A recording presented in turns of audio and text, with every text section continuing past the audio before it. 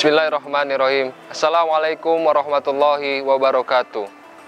Innal hamdalillah nahmaduhu wa nusolli wa nusallim ala rasulil karim. Allahumma sholli ala Muhammad wa ala ali Muhammad.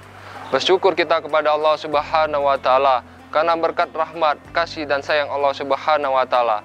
Allah Subhanahu wa taala masih berikan kita kesempatan mulai tadi pagi bangun dalam keadaan sehat walafiat. Mungkin di antara kita, saudara kita, kerabat kita yang ketika bangun tidak bisa melihat lagi. Ketika bangun tidak bisa mendengar lagi. Ketika bangun tidak bisa berbicara lagi. Bahkan ada di antara mereka yang kemarin tidur, besoknya tidak bangun lagi. Nah, maka kita bersyukur kepada Allah Subhanahu wa taala atas nikmat umur yang Allah Subhanahu wa taala berikan kepada kita. Sebagaimana bentuk syukur, maka kita gunakan dengan amal yang sebaik-baiknya. Salawat serta salam kita curah limpahkan kepada junjungan besar kita Nabi Muhammad SAW yang membawa dunia dari yang gelap gulita menjadi terang benderang. Dalam satu surat difirmankan oleh Allah Subhanahu wa taala, demi masa sesungguhnya manusia itu benar-benar dalam kerugian, kecuali bagi mereka yang beriman dan beramal soleh. Dalam surat ini tentu menunjukkan bagi kita sebagai hamba Allah bahwasanya apabila kita ingin menjadi manusia yang tidak merugi, maka kita harus beramal dengan sebaik-baiknya. Satu kisah dari seorang sahabat baginda Nabi SAW bernama Thauban radhiyallahu anhu, seorang sahabat yang sangat rajin beribadah, seorang sahabat yang senantiasa sholat berjamaah di masjid. Singkat cerita, pada waktu sholat subuh, Thauban tidak dapat menghadiri sholat subuh berjamaah. Lantas ketika itu disadari oleh Rasulullah SAW, maka kemudian Rasulullah SAW menanyakan kepada para sahabat yang lainnya, di mana Thauban? Di mana Thauban? Maka para sahabat mengucapkan, tidak tahu ya Rasulullah. Melihat hal tersebut, maka Rasulullah SAW pun memutuskan untuk menunda sholat berjamaah.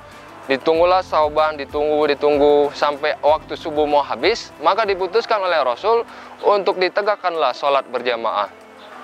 Selepas sholat subuh, Rasul dan para sahabat memutuskan untuk berkunjung ke rumah Thauban radhiyallahu anhu. Langkah demi langkah ditapaki. Setibanya di rumah Thauban, diketahui bahwasanya ternyata Thauban hari-hari itu menempuh waktu 3 jam untuk melaksanakan sholat berjamaah di masjid.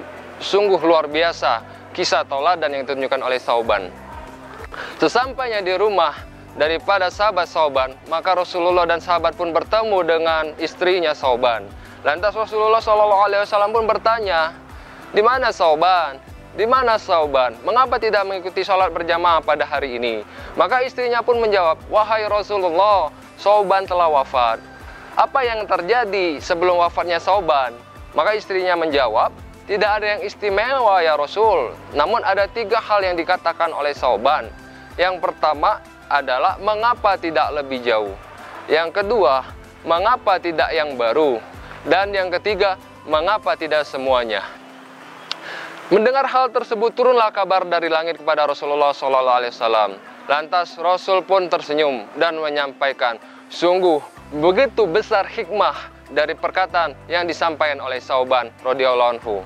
Perkataan yang pertama, mengapa tidak lebih jauh? Sebelumnya, para sahabat yang mulia, perlu kita ketahui bahwa ketika kita menjelang sakaratul maut kita, itu akan ditunjukkan seluruh keadaan amal kita, seluruh pahala yang kita dapatkan. Maka Thauban ketika ditunjukkan pahalanya mengenai perjuangan ia menempuh jarak 3 jam untuk sholat berjamaah di masjid, Thauban begitu takjub sampai akhirnya dia mengatakan, mengapa tidak lebih jauh lagi? Seandainya saja jarak antara rumah Thauban ke masjid itu lebih jauh lagi, tentulah pahalanya akan jauh lebih besar lagi. Kemudian yang kedua, mengapa tidak yang baru? Pada musim dingin, Thauban bertemu dengan orang yang kedinginan. Musim dingin, orang Arab menggunakan baju 2 lapis, yang luar dan yang dalam. Nah, yang luar lantas ditanggalkan oleh Thauban, diberikan kepada orang yang kedinginan tersebut. Melihat begitu besar ganjaran pahalanya Allah tampakkan, maka Thauban lantas mengucapkan, mengapa tidak yang baru? Seandainya kalau yang baru, tentunya aku akan memperoleh pahala yang lebih besar. Kemudian yang ketiga, mengapa tidak semuanya? Thauban adalah seorang sahabat yang sangat sering bersedekah. Maka ia ketika ditampakkan pahala daripada apa yang dia sedekahkan. Maka Sauban pun berkata, mengapa tidak semuanya? Seandainya saja aku mensedekahkan semua yang apa aku punya, pasti aku akan memperoleh pahala yang setinggi-tingginya. Sahabatku yang mulia, mudah-mudahan daripada kisah Sauban ini, kita bisa meneladani sikap daripada Sauban ini. Semoga Allah Subhanahu wa Ta'ala senantiasa berikan kita kemampuan untuk bisa mengamalkannya. Akhiru kalam, subhanakallahumma wa bihamdi, asyhadu alla ilaha anta astaghfiruka wa atubu ilaik. Assalamualaikum warahmatullahi wabarakatuh.